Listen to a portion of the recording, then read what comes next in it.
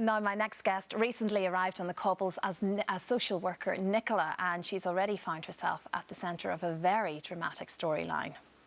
Patrick Phelan? Yes. Who's asking? Nicola. I'm Sebastian Franklin's case manager. Come on, then. Who's this Nicola Rubinstein, anyway? Exactly what I'm trying to find out. What was all that about? Excuse me? Him. Just then going on about me and documents.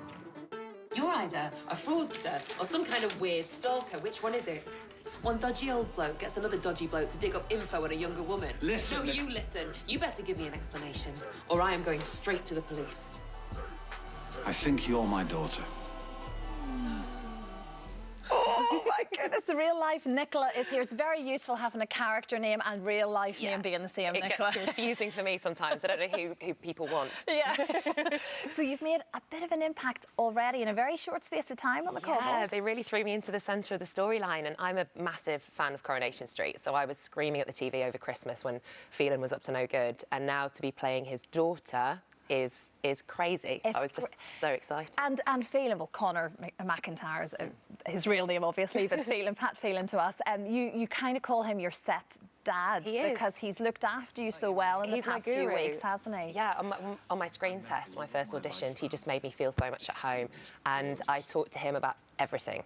Like, God help me, if I get a boyfriend, they will have to meet my real dad and my set dad, and I don't know which they should be more afraid of, actually. If people don't already watch Coronation Street, now's the time, because I think what's going to happen over the next few months will genuinely make soap history. Really? Yes. As big as that? As big as that. Wow, Nicola. Yeah, when I read the scripts, I get very, very excited about what's to come. I know there's no point in asking you what that's. No, of course. Because I'm there's no point even going there. Reveal all these secrets. I can't say anything, but keep watching. Keep watching. I mean, I can only imagine, and you mentioned there about having been a fan of the show in the first place, so I can only imagine the excitement of stepping onto the cobbles for the first time. Look, you auditioned for Corey before, didn't you? Yeah, 2 years ago I auditioned to play Kate Connor, and I met Kim Marsh at the Rovers, and I was a nervous wreck. I was sweating.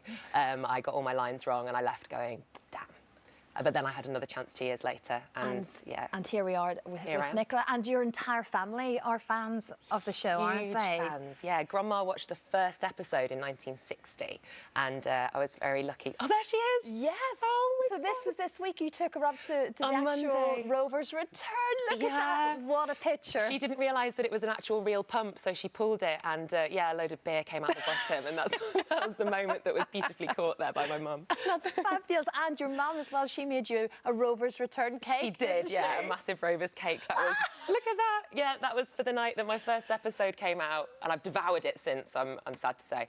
But yeah, that's the family. They're just overjoyed. It's that element of feeling starstruck, isn't it, with these people that we've all grown up with. Like, we watch it at Christmas time. Of course, I spent Christmas Day with Dev, like, every year, and now I'm having my lunch with him in the canteen, and I'm just, keep having to check myself that I don't call them by their character name rather than their real name. Which is easily done, isn't it, when you live and breathe it with them. And isn't it, I think it was your granny said, when Corey comes on, you have to sit down and shut up. Yeah, and I just think that's the best. That's it. Sit down, shut up, it's on. No one answers the phone. She used to unhook the phone, I believe.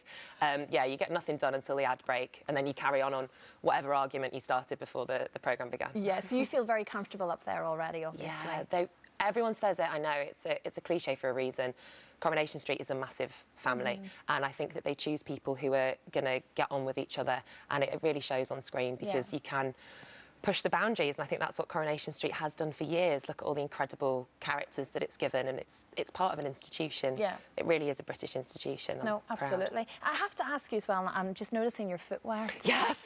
Flat shoes. For those that maybe don't know, Nicola, this was last year, Yeah, it was last year it began. And you were basically let go from your receptionist temp job at the time because they said you had to wear high heels to work, and you said you didn't want to, and that was the end of the job. I was working as a receptionist in a city, and yeah, they said, well, you can't wear.